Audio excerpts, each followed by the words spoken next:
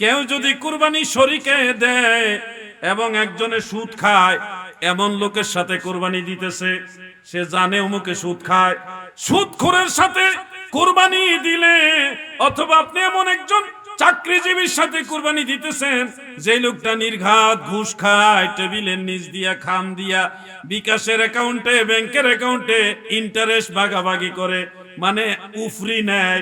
আপনাদের এলাকায় এটার নাম কি জানি না, এক্সট্রা নেয়, এক্সট্রা, কেউ কই বকশিস নেয়। এই ধরনের যারা ঘুষখোর আছে তাদের সাথে যদি কুরবানি দেওয়া হয় গো, হানাফি মাযহাবের অন্যতম কিতাব, এটার নাম হলো ফতোয়ায়ে তাতারখানিয়া।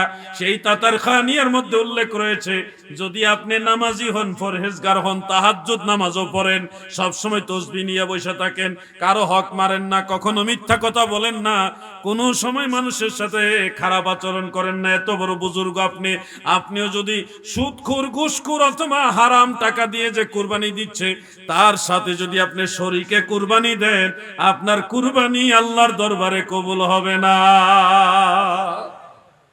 মাসালা কি বুঝে পড়ছে? খুব সাবধান প্রয়োজন। একটা ছাগল কিনা কুরবানি দিবেন, তারপরে সুদখোর, ঘুষখোর, হারামখোরের সাথে কুরবানি দেওয়া যাবে? ওয়াজ বিরুদ্ধে গেলেও এটাই ওয়াজ, এটা জেনে রাখতে হবে আপনাদের। কুরবানি দেওয়ার ক্ষেত্রে মনে রাখবেন, গোশতের ভাগাভাগি করা যায় কিন্তু রক্তর ভাগাভাগি হয় না। কারণ কুরবানি যখন দেওয়া হয়, ওই রক্ত জমিনের মাটিতে পড়ার আগে আপনার কুরবানি আল্লাহর কাছে কবুল হবে। এর মধ্যে রক্তের ভাগ করা কোনোদিন সম্ভব না। এই জন্য রক্ত হালাল টাকা দিয়া, যারা বৈধ ইনকাম দিয়ে কুরবানি দেয়, এরকম ব্যক্তির সাথে কুরবানি দিবেন যেন আপনার কুরবানিটা কাজে লাগে। গোশত খাওয়ার জন্য কুরবানি দিলে, এই নিয়তে কুরবানি দিলে কুরবানি হবে না। মাসালাগুলি বুঝতেছেন নি আপনারা? কুরবানির পশুর সাথে আকিকা দেওয়া যাবে কিনা? একটা গরুর মধ্যে সর্বোচ্চ 7 নাম দেওয়া যায়, মানে 7 শরীকে সর্বোচ্চ দেওয়া যায়।